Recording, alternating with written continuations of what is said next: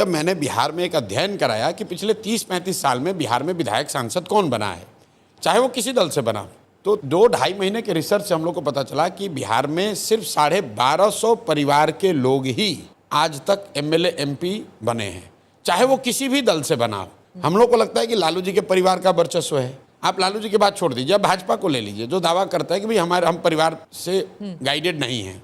भाजपा में आज सबसे बड़े नेता के तौर पर यहाँ पर उनके डिप्टी सीएम हैं सम्राट चौधरी जी। सम्राट चौधरी जी के पिताजी शकुनी चौधरी, जब बिहार में कांग्रेस का शासन था तो शकुनी चौधरी जी उसमें विधायक और मंत्री थे। फिर जब लालू जी का शासन आया तो शकुनी चौधरी जी उसमें भी विधायक मंत्री बने। उसके बाद नीतीश जी का शासन आया तो उसमें भी शकुनी चौधरी जी विधायक मंत्री थे। फिर मांझी जी मुख्यमंत्री बने, उसमें भी शकुनी चौधरी विधायक मंत्री बने।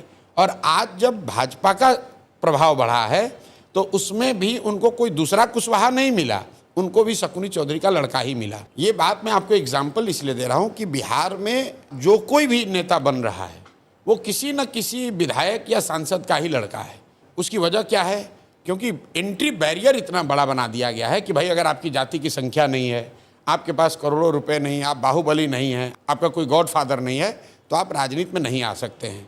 उसको तोड़ने के लिए जनसुराज ने ये प्रयास जो शुरू किया है कि अगर आप में क्षमता है, अगर आप में समाज के प्रति चेतना है, अगर आप बिहार में कुछ नया करना चाहते हैं तो व्यवस्था की चिंता मत कीजिए, वो चिंता जनसुराज करेगी। आप आइए और राजनीति में जुड़िए और कुछ अच्छा कीजिए। और ये सोचकर बहुत बड़ी संख्या में लोग जुड़े हैं।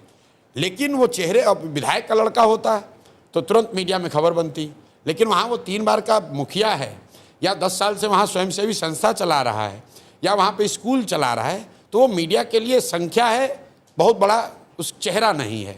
इसलिए इतनी बड़ी संख्या होने के बावजूद कई बार लोग कहते हैं कि और दूसरा कौन है, दूसरा कौन है। भाई यहाँ पर सैकड़ों अधिकारी, रिटायर्ड ऑफिसर्स, डॉक्टर्स, लॉयर्स, मैं आपको दावे के साथ कह रहा हूँ कि बिहार में कोई जिला आप उठा लीजिए, वहाँ के सबसे बड़े डॉक्टर, वहाँ के सबसे बड़े वकील, वहाँ से सबसे नामी गिरामी जो पदाधिकारी होगा, कभी रहा हो किसी सर्विस में, उसमें से बहुतायत लोग, 50% से ज़्यादा लोग आज जनसुराज में हैं, सक्रिय सदस्य हैं, बड़ी भूमिका में हैं। अब धीरे धीरे उनकी पहचान राजनेता के तौर पर भी हो जाएगी। आपने बोला 1250 परिवार ऐसे हैं या फैमिलीज हैं जिससे बनते हैं नेता और हटते हैं।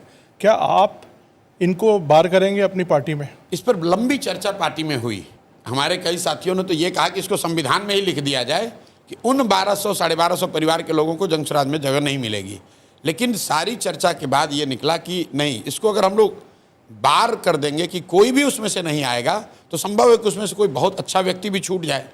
लेकिन मैं इतना आपको कह सकता हूं कि अगर जनसुराज से 243 लोग चुनाव लड़ेंगे तो उसमें 90% से ज़्यादा लोग ऐसे होंगे जो शायद जीवन में पहली बार चुनाव लड़ रहे होंगे या उनका इन 1250 परिवारों से कोई लेना देना नहीं होगा।